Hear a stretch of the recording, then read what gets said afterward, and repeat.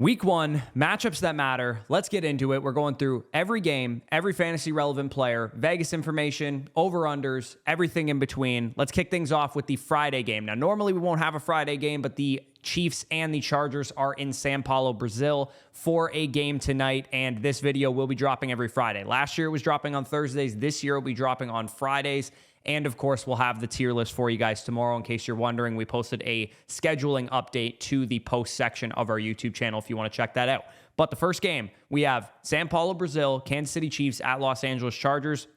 Apparently, it's going to be live on YouTube, which is really weird. But Kansas City Chiefs are 3-point neutral field favorites there against the Chargers. Kansas City implied for 24.75 points. The only thing that really stands out about this game environment is that the sharps are currently on the over right now. About 8% more of the sharp money is on the over relative to the public money. 46.5 is the over-under of this game. Pace of play is actually among the slowest on the entire slate, and the DVOA matchup, aka Kansas City's DVOA on offense versus the Chargers DVOA on defense, is about league average, and then the Chargers actually have a pretty brutal matchup given how good the Chiefs defense was. And obviously this goes without saying, but throughout this entire video, this is based on last year's data. So I'll be trying to talk about what's changed with some of these defenses, what's changed with some of the offenses, because I would say by week 4, week 5, we're probably going to have a lot better information than we will right now going off of the previous year's data. Going over the matchups that matter for the Chiefs and Chargers in this game, both quarterbacks have bottom 10 matchups. Now, I do think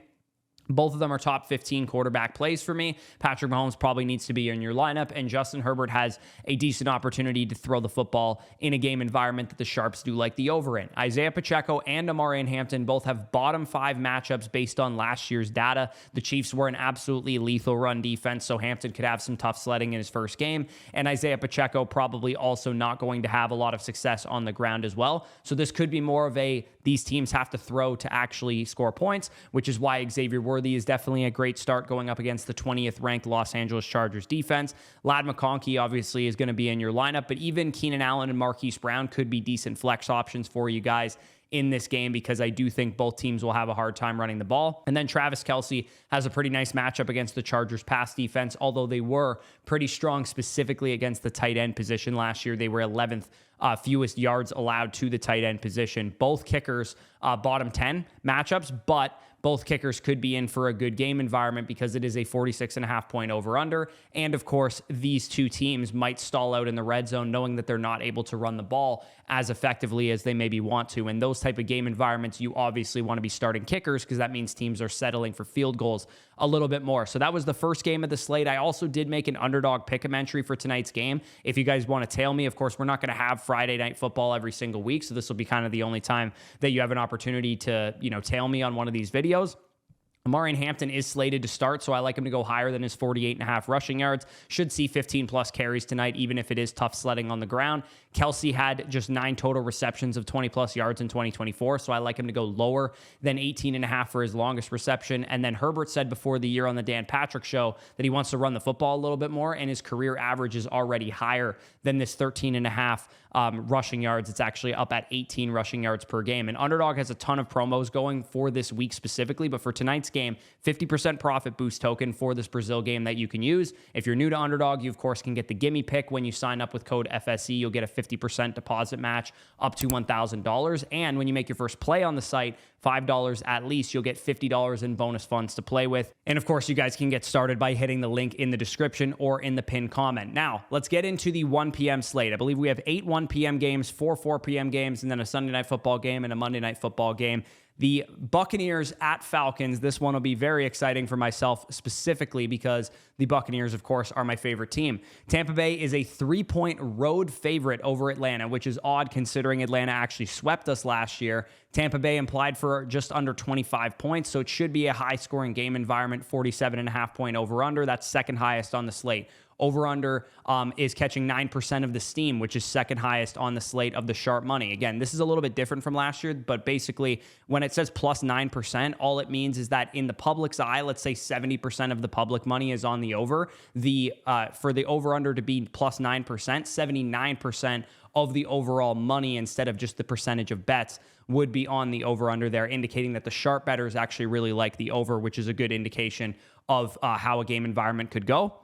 Pace of play is 5th highest on the slate, 4th highest DVOA advantage for the Tampa Bay offense versus the Falcons defense, again, based on last year's numbers. And then Atlanta has about an average matchup across the board.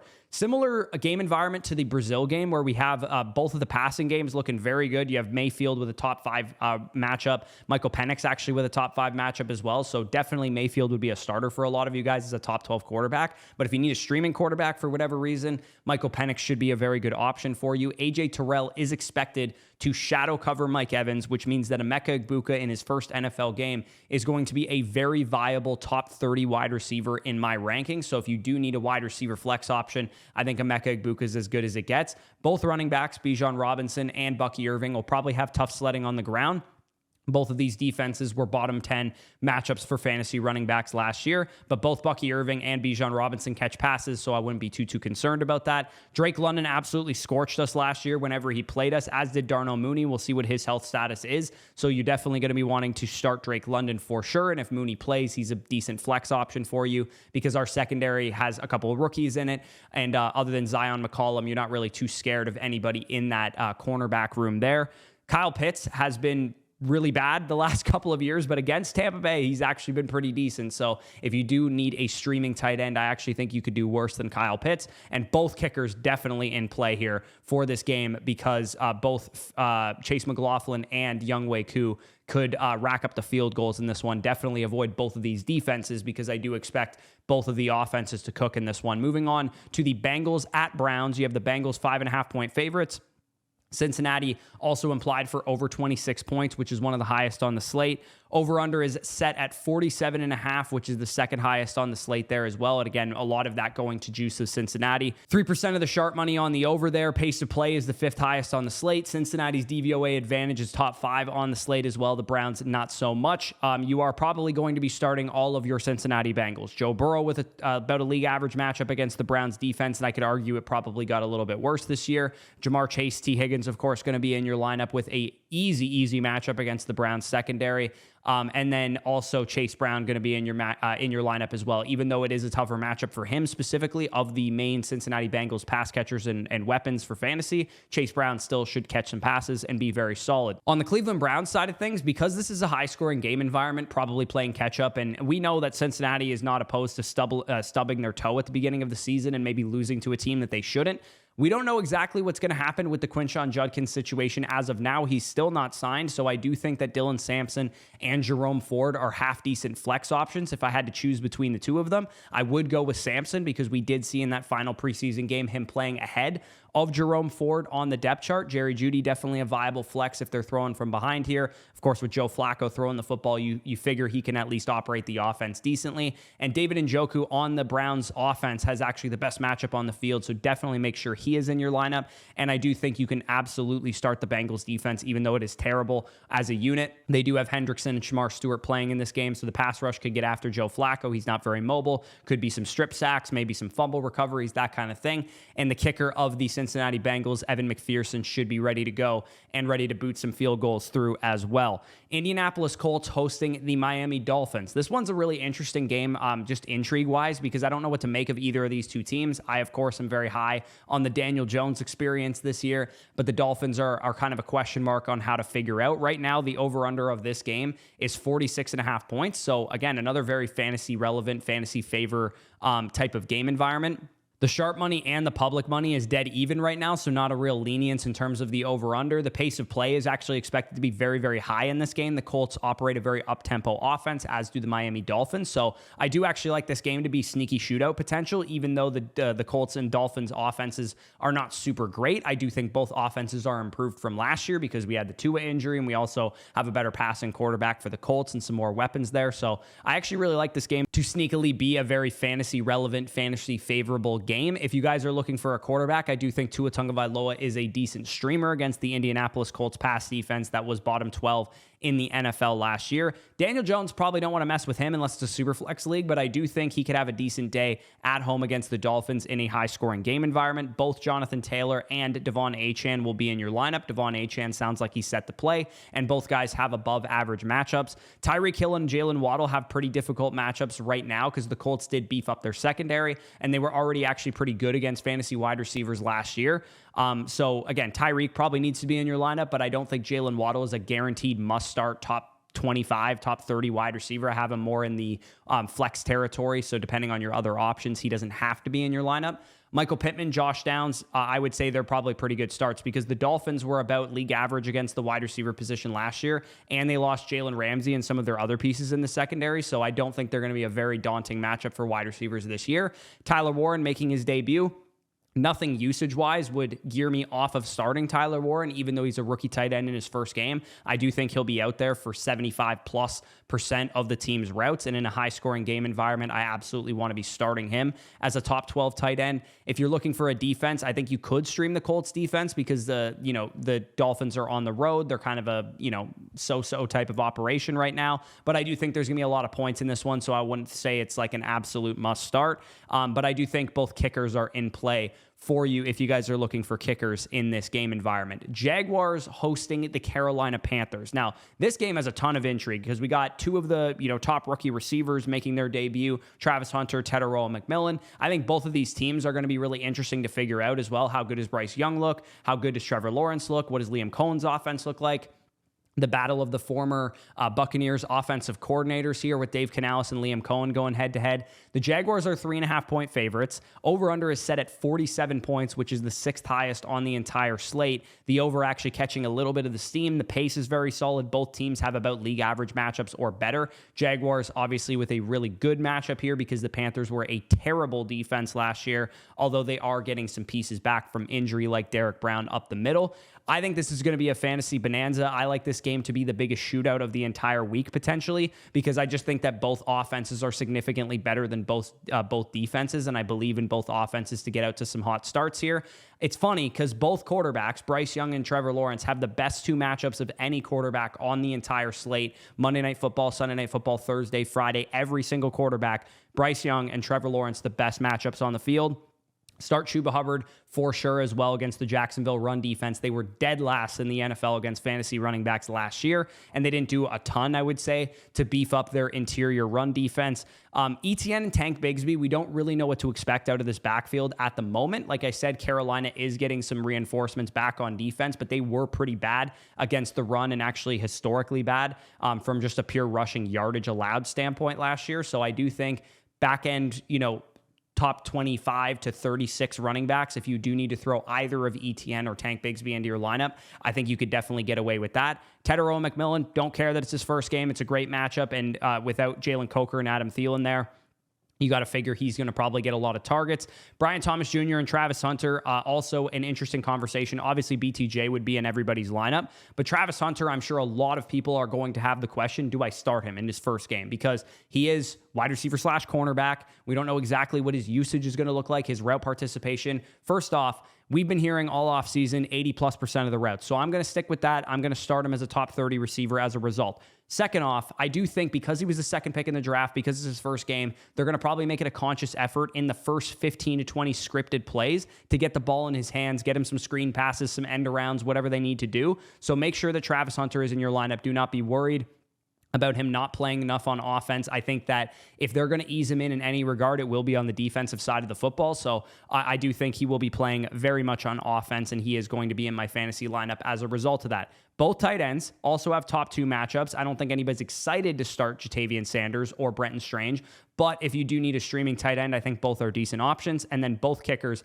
definitely want to be in your lineup for this game because, like I said, I do think it could be the biggest shootout on the entire week. Let's move into the Las Vegas Raiders going to New England to play the Patriots. Two teams that are kind of difficult to figure out. I think both teams project as kind of middle of the road AFC 7-9 win type of teams. The Patriots are 2.5-point favorites here. We will get to see what Drake May looks like in year two. We will get to see what Geno Smith and Ashton Genty and this new look Las Vegas Raiders offense looks like. The Vegas market's not too bullish on this game being great for fantasy. 44-point over-under, which is 10th on the slate out of the total 16 games. Over is catching a little bit of the steam, but the pace of play is pretty low. The DVOA of both respective offenses, even though they project to be better this year, is not necessarily something we want to hang our hats on. However, the matchups do line up pretty well for some of these players. Geno Smith has a great matchup. I probably don't need to start Geno Smith when there's no bye weeks or anything like that, so you don't want to be playing him, but he is actually a decent option in Superflex formats. Start Drake May against the Las Vegas Raiders pass defense. I have him as a top 15 quarterback this week,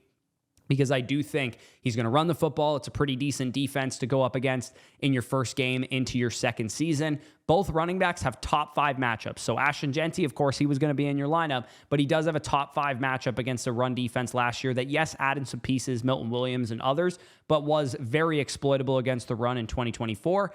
And Trevion Henderson, another guy that I do think a lot of people were going to wonder, okay, what do I do with this guy in week 1 because Ramondre Stevenson is there? Can I trust this rookie running back in his first NFL game? Now, I'm not ranking him as a top 10 running back this week, but I do have him in my top 24. So I would say, generally speaking, he is probably a starter for a lot of you guys, unless you're in 6 and 8 man leagues and you have much better options than that. Jacoby Myers and Brock Bowers both have very easy matchups, even though the Patriots did beef up their secondary a little bit. I think that you should feel comfortable starting both of those players. Of course, you were never going to sit Bowers, but Jacoby Myers, too, I have as a top 36 wide receiver this week. Stephon Diggs does have a tougher matchup against the Raiders' pass defense. They were shockingly pretty good against fantasy wide receivers last year, even though I don't think a lot of us would assume that they're a good pass defense. They actually were a good one. And then Stephon Diggs also coming off of that ACL tear. I would like to see how he looks before I put him in my lineup, if I can help things. Hunter Henry, a decent streamer if you need one. And then New England's defense and kicker, also decent streamers if you need one in that game. Continuing the 1 p.m. window, we have one of the more uninteresting games of the slate with the Cardinals and the Saints. The Cardinals are about a touchdown favorite. The pace of play is expected to be pretty solid, but I do think both of these defenses are pretty underrated units. I think the Saints could be a sneaky decent defense this year, keep them in some games, even though their offense is going to be a dumpster fire. And I think the Cardinals are actually a pretty decent defensive team as well. You are going to be starting all your Cardinals pretty much: Kyler Murray, James Conner, Marvin Harrison, Trey McBride. All of them have pretty good matchups. James Conner has the best matchup of any of them on the field. The Saints' run defense taking a bit of a hit, losing some pieces. But the Saints' secondary also lost some pieces. You think of the first half of the season, they had Marshawn Lattimore last year, traded him to the Commanders. They lost their second best corner in Paulson Adebo in free agency to the New York Giants as well. So their pass defense could be really, really bad. And Tyrann Mathieu also retired as well. So I do think Marvin Harrison Jr. could have his coming out party in this one. Trey McBride also, of course, a very good play. Alvin Kamara has a good matchup on the other side of things. I'd expect him to catch a lot of checkdowns. Olave and Shaheed. Again, I don't really want to trust Spencer Rattler if you can help it. If you don't have to start these guys, don't. But Olave, I would imagine a lot of you guys took him high enough that you probably do have to throw him into your flex and just kind of trust the target share there. So I think that's totally fine. And I will say, stream the Arizona Cardinals defense and kicker if you can help it. I would avoid this team. If you guys are doing survivor pools, I would avoid this game because I do think this has trap game written all over it, and it wouldn't shock me if the Saints upset the Cardinals at home, but I do think generally the logic tells you that they probably won't. Let's move into the Steelers and Jets. This is the Justin Fields, Aaron Rodgers revenge game duo here. The Steelers are 3-point road favorites against the Jets with the new coaching staff and the new quarterbacks here. We should see a little bit of intrigue, even though this game does have the lowest over-under of the slate, 38.5. So they're not expecting a lot of points, but the Sharps do like the over in this one. 8% of the sharp money is on the over versus the public money. 28.2 combined pace of play is also third highest on the slate. As far as like what guys I'd be starting and sitting from this game, I probably wouldn't mess around with either of the quarterbacks if you don't have to, because the game environment's not great. It's their first game with a new team. They could be ironing out the kinks. I get Justin Fields as a mobile quarterback, and some people like that, but the Steelers defense is legit. I get that Aaron Rodgers has a decent matchup, but I don't really want to mess with him. If you're going to be starting players from this game, it's probably the running backs, Jaylen Warren and Breece Hall. Both guys are top 24 running backs in my rankings. We'll see what happens with Breece Hall in the Jets backfield, because we have heard rumblings that Braylon Allen's going to be involved and all that kind of stuff. For now, I have them both as top 24 running back plays, and Warren with the better matchup of the two. Both of the number one receivers in this game are expected to see shadow coverage. And I think this is going to be a trend all season for Garrett Wilson and for DK Metcalf. If a team has a number one corner, why would you not put them on Garrett Wilson? Why would you not put them on DK Metcalf? Because nobody else scares you in those respective receiving cores. You have Roman Wilson and Alan Lazard as like the number two receivers, Josh Reynolds potentially for the Jets. Like, this is not a receiver core behind Garrett Wilson that really scares you, or behind DK Metcalf that really scares you. So I do think we're going to see a lot of shadow coverage in those guys' futures for the rest of the season. Stream both defenses, stream both both kickers as well, specifically the Chris Boswell Pittsburgh Steelers kicker, because I do think this is going to be a low-scoring field goal type of game. Next up, we have the Washington Commanders at home versus the New York Giants. They are 6-point home favorites here. The over-under set at 45.5. The pace of play actually the fastest on the entire slate, because we know both of these teams run an up-tempo offense, specifically the Commanders more so than the Giants. The DVOA advantage for the Commanders very, very high as well. I would expect the Jaden Daniels coming out party in year 2 to probably take place here, so you're obviously going to have him in your starting lineup. Austin Eckler of the Commanders running backs would be the one that I would be starting. If I'm going to mess around with Bill, it's probably in deeper leagues or probably in a league where I'm really weak at running back, because I do want to see what this backfield split looks like, because Eckler was listed as the starter, Bill listed as the RB3, and I think Chris Rodriguez might mix in a little bit too. So wait and see on the Commanders' backfield if you can help it. But if you have to flex one of them, it would be Austin Eckler for me. Tyrone Tracy, also a decent flex option, even though the Commanders are quite good against the run. I expect Tracy to probably get a 70% workload. And of the two running backs in this game, I would actually prefer to start him, even though he has the worst matchup. Malik Neighbors is expected to see shadow coverage from Marshawn Lattimore, so keep that in mind. He might have a bit of a down game. He is also coming off of limited practices and whatnot. Terry McLaurin and Deebo Samuel, both with very, very good matchups, so definitely be sure to start them. And if you are looking for a streamer tight end, Zach Ertz could be, you could do worse than Zach Ertz. And the Washington defense, I also think, is a very, very good streaming option at the defensive position this week against Russell Wilson in his first game with a new team. And, of course, maybe Malik Neighbors taken out of the game by their number one corner. Moving into the 4 p.m. window, we have 4 games in the 4 p.m. window. And again, hopefully we don't see too many commercials on Red Zone by this point in time. Of course, everybody was all up in arms about that. Denver playing host to the Tennessee Titans in what looks like it could be a lopsided game. Cam Ward in his first game going 2 Mile High to play, in my opinion, the best defense in football.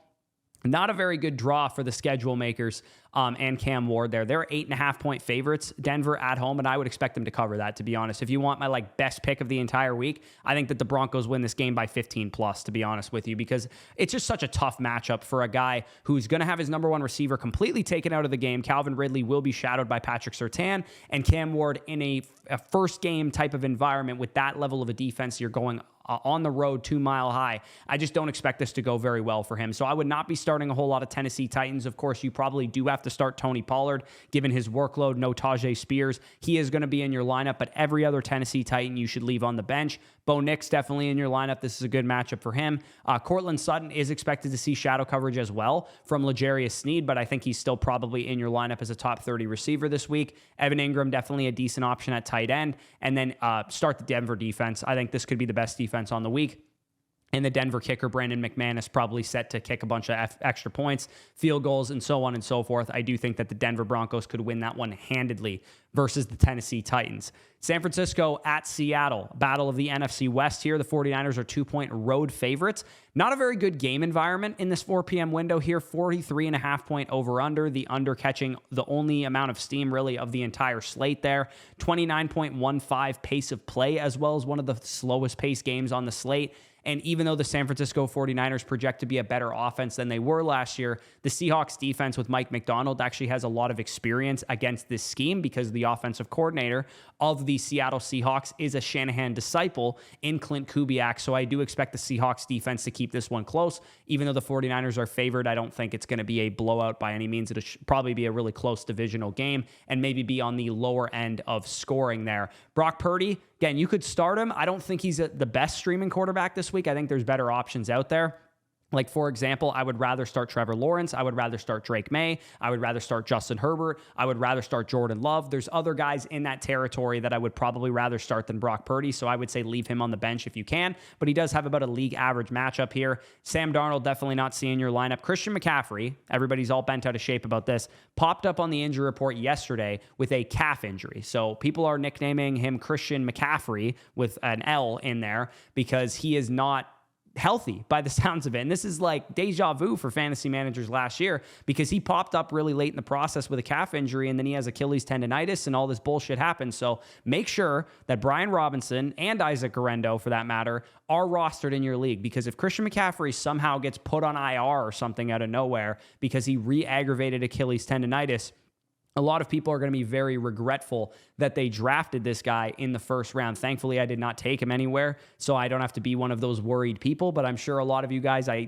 empathize and sympathize with you that if you did draft Christian McCaffrey, hoping that you were willing to take the risk and have that pay off for you, I would be very worried right now because we haven't even played a football game and this guy's already missing practice. And apparently he didn't speak to the media after missing or being limited in that Thursday practice. So he could be a little bit frustrated with that calf issue. So again, make sure Brian Robinson's rostered. As of now, I'm going to assume Christian McCaffrey is going to play, but we'll give you updates on that tomorrow during the running back tier list. Kenneth Walker versus the San Fran Run D should be well set up for a good game there. Both wide receiver cores, not good matchups for them. So I don't think you have to start Ricky Pearsall. I don't think you have to start Jawan Jennings. Of course, JSN is going to be in your lineup for sure because you spent a very high pick on him. But I don't think Cooper Kupp needs to be in your lineup. I just don't expect this to be a very high scoring game. I think it's going to be a nitty gritty divisional type of game, 17-14 type of win, maybe for the 49ers or something. George Kittle versus the Seahawks pass defense is the best matchup on the field. And of course, he is in your lineup. If you're going to stream a defense, I actually think both are in play because the Seahawks are the ones at home. Mike McDonald has a good scheme, but even the 49ers, given that they're favored, are also a decent defense to stream, knowing that Sam Darnold is not averse to turning the football over. And I do think this could be a kicker bonanza. This could be a lot of kicker points. So if you do need a kicker from this game, wouldn't shock me if some of the highest scoring kickers from this week came from this game because I do think there's going to be a lot of field goals being kicked in it. Detroit Lions at Green Bay Packers. This one is probably the game of the week, I would say, in terms of the main slate here. Packers are 2.5-point favorites. Over-under set at 47.5, second highest on the slate. The over catching 13% of the steam, according to the sharp money here, and that is second highest on the slate as well. Both offenses have top 12 matchups against the opposing defense. Now, you can definitely argue that both defenses got better. Elite pass rushers coming in, Parsons being traded for, Hutchinson coming off of injury. You can make the argument that these defenses look a lot more daunting than they did last year at this time. But that being said, these offenses should be able to get things done. The quarterbacks do have bottom 12 matchups. So again, Jordan Love, Jared Goff, maybe not the greatest matchups on paper, but I do think both, given the scoring environment and the strength of those offenses, are in play for you as streamers. Both running back cores, not very good matchups either, but again, Detroit Lions, you're starting Jahmyr Gibbs. You probably got to flex at least David Montgomery, and Josh Jacobs is going to be in your lineup.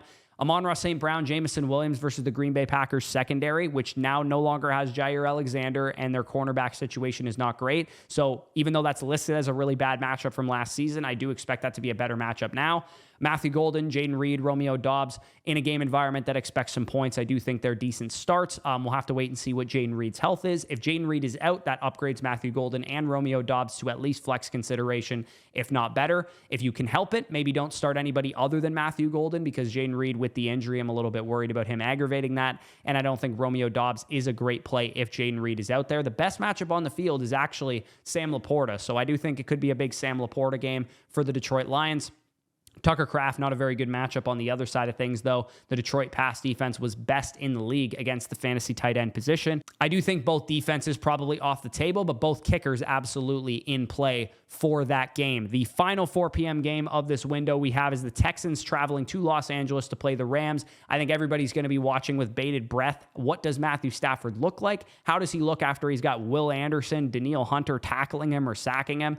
So definitely something that I'm going to be watching as somebody who drafted Puka Nacua in my home league. Over-under is not very exciting, 43.5 points, over catching barely some of the steam, but the pace of play is pretty nice, should be an up-tempo game. Rams DVOA has a nice little advantage against a pretty good Texans defense as well. If you're looking for some streaming quarterbacks, I think CJ Stroud's a decent one in this game, although I will say, a lot of moving parts on that offensive line. You have a second-round rookie left tackle, and in his first NFL game, he has to go up against the reigning defensive rookie of the year, Jared Verse. Not a great situation there, but I do think CJ Stroud's a decent start because I think Nico Collins will have a nice advantage on the outside, and Puka Nacua and Devontae Adams should have a nice advantage on the outside. We don't know exactly how they're going to deploy, or just defenses in general, are going to deploy corners against Devontae Adams and Puka Nacua. If I had to guess, Derek Stingley will probably be on Devontae Adams, and Puka Nacua will probably get moved around the formation. But I don't know that for sure, so I didn't list that as something that we have to worry about shadow coverage for Devontae Adams. Make sure both of those guys are in your lineup. Kyron Williams, not a very good matchup for him, so he might have a down game. Nick Chubb / Dameon Pierce, going to be really focused to see what does this split look like, how involved is Woody Marks, who's getting all the carries, how does Nick Chubb look as well would be something important to see. How does Dameon Pierce look would be something very important to see. make sure before this game to pick up and stash Dameon Pierce, because it is possible that we see a very, washed up Nick Chubb get 8 carries and a very spry, young Dameon Pierce get 12 carries and look like the better running back and the guy that you want going forward. So make sure you pick up Dameon Pierce before this game goes. Sit both tight ends. Neither of them are fantasy relevant, Dalton Schultz or Terrence Ferguson. And then if you want to stream a defense, I think the Rams defense is a very good one because, like I said, the Texans do have a patchwork offensive line and the Rams have one of the better pass rushes in the league. And I do think they could get after CJ Stroud in this one. And both of these kickers are definitely in play, especially Kaimi Fairbairn, who was one of the best kickers in fantasy last year. Moving to Sunday Night Football, one of the most exciting games on the slate. The Baltimore Ravens going to Buffalo to play the Bills on Sunday Night Football. Collinsworth, Tirico, doesn't get much better than that. Over-under, highest on the slate, 50.5 points. Josh Allen and Lamar Jackson, the runner-up and the actual MVP in the NFL last year. I think this could be a lot of points. You also see as well Baltimore's offense versus Buffalo's defense, biggest DVOA advantage on the entire slate. Buffalo's offense versus Baltimore's defense, second biggest DVOA advantage on the entire slate. So this one expects points. Everybody's in your lineup. Josh Allen, Lamar Jackson, of course, they are two of the best fantasy quarterbacks in the league. James Cook, Derrick Henry, both in your lineup, of course. Both wide receiver cores, you want to be playing guys from here as well. If Khalil Shakir's healthy, you want him out there. Keon Coleman, a decent flex play this week given the game environment. Zay Flowers in your lineup. Rashad Bateman, similar to Keon Coleman, if you need a decent, deeper flex play, also a decent shout given the game environment. And then Dalton Kincaid versus the pass defense of the Baltimore Ravens. Again, given the game environment, you could throw him out there. Mark Andrews, of course, in your lineup, but he does have the toughest matchup on the field. So definitely a very exciting Sunday night game to get the season kicked off. Going to Monday Night Football and closing out this slate, we have the Minnesota Vikings going to Chicago to face the Chicago Bears. Should be a really interesting matchup for two young quarterbacks. Caleb Williams, how does he look in Ben Johnson's offense? Minnesota, how do they look with J.J. McCarthy now operating the show here? And what I would consider to be two of the best 5 to 10 defenses in the league, the Bears and the Vikings. I think this game is probably going under. I think these two quarterbacks who are very young could make some mistakes potentially, take some sacks, that kind of thing. I think this game could end up being not the most fantasy friendly in the world. So if you have some start-sit decisions from this game versus some of the other games, maybe you lean towards the other guys. But Aaron Jones is probably in your lineup. DeAndre Swift is probably in your lineup. DJ Moore, Rome Odunze, I think are decent starts this week, but I don't think they're absolute must plays. They're probably more like flex starts. Justin Jefferson, of course, in your lineup, but he does have shadow coverage versus Jalen Johnson, who's notoriously played very well against Justin Jefferson as well. So definitely keep that in mind. Jordan Addison is suspended, so he's not going to be out there. So TJ Hawkinson, I would say if you had to circle one guy in this game, TJ Hawkinson looks like he could be the best play of anybody on the board in terms of what his matchup looks like, what Justin Jefferson's matchup looks like, and what Jordan Addison, who's out of the game, matchup looks like there. Colson Loveland, if you don't have to start him in week 1, don't. If you picked up, like, for example, if you drafted Colson Loveland and you also drafted Dallas Goedert or Jake Ferguson or somebody who was a veteran option that you could have played instead of playing Colson Loveland, because I would like to see how many routes is he running, how involved is Cole Kmet, that type of thing. So if you don't have to start Colson Loveland, I wouldn't, but it wouldn't shock me if by week 2 we're like, oh yeah, 80% of the routes, 90% of the routes, no big deal. He's an every week starter going forward. I just want to see exactly what his usage looks like in that first game if I can help it. So if you have a veteran option like a Hunter Henry or Zach Ertz that you can throw out there instead of Colson Loveland, I don't think that's an outrageous thing to do. Stream Minnesota's defense too. I mean, Caleb Williams took a lot of sacks last year. Minnesota, they made some very good offenses look some type of way as well with the varied looks, the blitzes, everything, the turnovers that they were generating. So if you need a defensive streamer, I think the Vikings are a very good one. And I do think both kickers are in play for this one as well. This was matchups that matter. Every single game, every single player, every fantasy relevant matchup. We go through these rapid fire. Hopefully you guys really appreciate the visual look that you can see, the graphics that you can see. Shout out to Jason, our new graphics guy, for cooking these up for me and me just kind of filling out the information. I think it's a big improvement from last year. I do not have the streamer graphics yet. I did ask him, so I can go over at the end of each of these videos every week streamers for quarterbacks, tight ends, defense, and kickers, just to quickly kind of rapid fire those. I will do those going forward. I promise you. I just didn't have the graphics for them this time. He's on the West Coast. I wasn't able to get the graphics for him in time of recording this.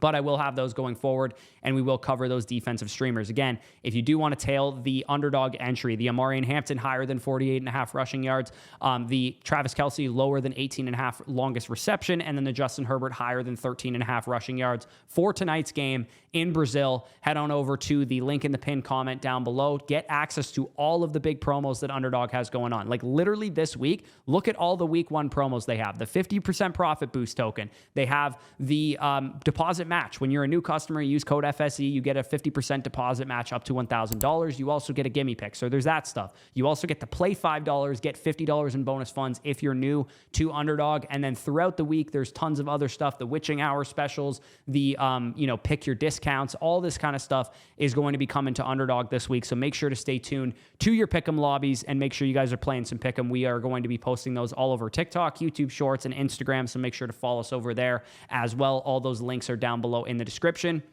And of course, to get our weekly start sit rankings to help you out with your start sits every single week, head on over to flockfantasy.com. Use the promo code FSE when you sign up, and you'll get 7 days for free. You'll get 30% off. Of course, annual Mother Flockers get a free team review, so we can help you guys out with your team, whether you're looking for some trade moves to make, whether you're looking for an evaluation of your team. We've been doing those on the live streams. You guys have been really enjoying those. And of course, we also have start sit questions available, trade questions available, all that good stuff. And our weekly rankings are available. If you go to the rankings tab and you sort by weekly, you can see my weekly rankings, Danny's weekly rankings, and we do those based on who we would start over who. So that'll give you some great start sit advice. And of course, the season pass is still live. You don't get the draft guides, or you do get the draft guides still, but they're not relevant anymore because you've already drafted your fantasy teams. But you do get site coverage from now until the end of the season. That would certainly save you some money from being a monthly subscriber. So definitely check that out.